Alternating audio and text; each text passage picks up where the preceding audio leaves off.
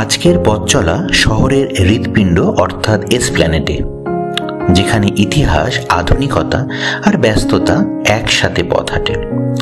কলকাতার ঠিক এই মোহনায় দাঁড়িয়ে আছে এক বিশেষ ঠিকানা, দেশি লেন রুফটপ ক্যাফে, যেখানে আমরা আজকে এসেছি, এবং তার পাশেই রয়েছে এক নীরব সাক্ষী মেট্রোপলিটন বিল্ডিং। হ্যাঁ, ঠিকই শুনেছেন, আজ আমরা ধর্মতলার যে ছাদ থেকে দেখব এক টুকরো কলকাতা একদম নতুন রূপে।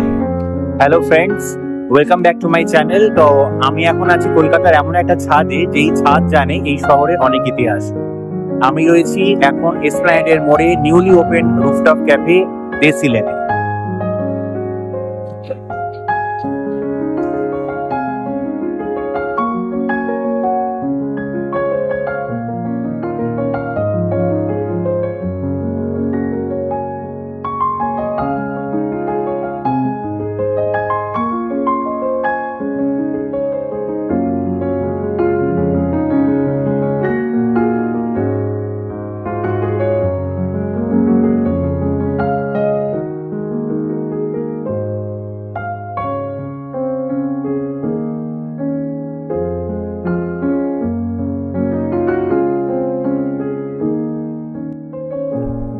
এসপ্ল্যানেড এই নামটি এসেছে ফরাসি শব্দ থেকে, যার মানে এক খোলা ময়দান।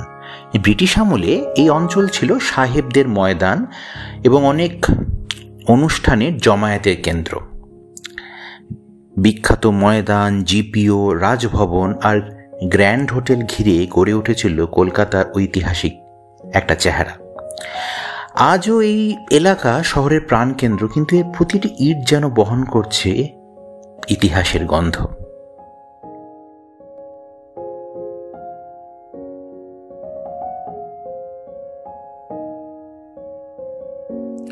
আচ্ছা, পুরনো কলকাতা ঠিক কেমন দেখতে ছিল?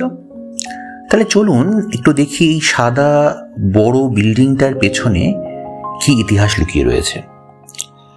এসপ্ল্যানেডের বুকে মাথা উঁচু করে দিয়ে দাঁড়িয়ে থাকা এই ভবনটি মেট্রোপলিটন বিল্ডিং। 1905 সালে তৈরি। এখানে একসময় ছিল হোয়াইটওয়ে লেডলর বিলাসবহুল এক ডিপার্টমেন্টাল স্টোর। হ্যাঁ, ঠিকই শুনেছেন, departmental store, single retailer, shopping mall নয়, যেগুলো হয় মাল্টিপল রিটেলার। এর পুরো আর্কিটেকচারাল স্টাইলটা হচ্ছে ব্যারাক স্টাইলের। এই ভবনের প্রতিটি গম্বুজ, খিলান আর জানালায় জড়িয়ে রয়েছে ইউরোপীয় ঐতিহ্যের ছোঁয়া।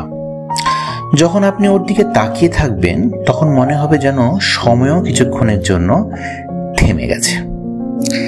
এই বিল্ডিংটা আমাদের পুরনো দিনের কলকাতায় ফিরে যেতে অনেকটাই সাহায্য করে।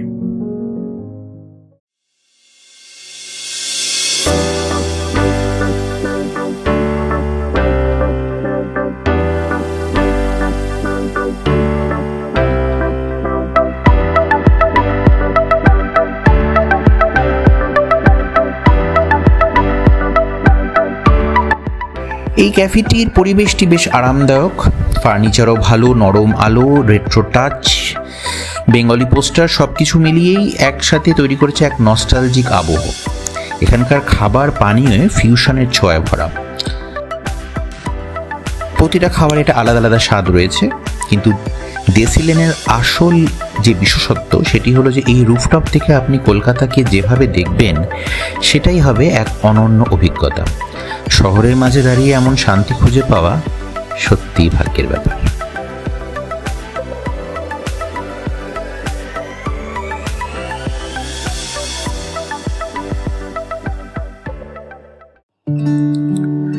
এরপর ধীরে ধীরে বিকেল গড়িয়ে সন্ধে হবে এবং শহর গোল্ডেন আওয়ার থেকে ধীরে ধীরে ম্যাজিক্যাল ব্লু আওয়ারের ভেতরে ঢুকবে।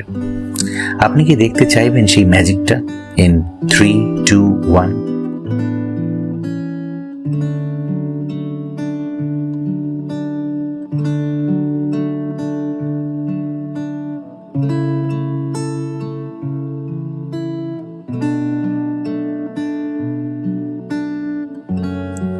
কলকাতার এই প্রাণকেন্দ্রে আসলে বোঝা যায় যে এই শহরের অ্যাকচুয়াল স্পিরিটটা কিরকম। হ্যাঁ, আমাদের শহর কল্লোলিনী কলকাতা আছে ঠিক আগের মতোই, প্রাণোচ্ছল, প্রাণবন্ত, ঠিক যেমন আমরা কবিতায়, গল্পে, উপন্যাসে কিংবা সিনেমার পর্দায় দেখে এসেছি। এই শহর আপন করে নিতে জানে, এই শহর জানে ইতিহাসকে আশ্রয় করে ভবিষ্যতের দিকে এগিয়ে যেতে। আজকের এই শহরের আবেগ এবং ইতিহাস নিয়ে এই ছোট্ট ব্লগটি আমি মোটামুটি শেষ করলাম। ওই যে কথায় বলে, নোটে গাছটি মুড়লো আর আমার গল্প ফুরলো। এই ভিডিওটি যদি ভালো লেগে থাকে অবশ্যই এই ভিডিওটিকে লাইক, শেয়ার এবং আমাদের চ্যানেলটিকে অবশ্যই সাবস্ক্রাইব করবেন। আবার দেখা হবে আপনাদের সাথে নতুন কোনো ব্লগে, কারণ পথে নয় মনে গেঁথে থাকার গল্প, এটাই বং পথিকের ব্লগের একমাত্র প্রতিশ্রুতি।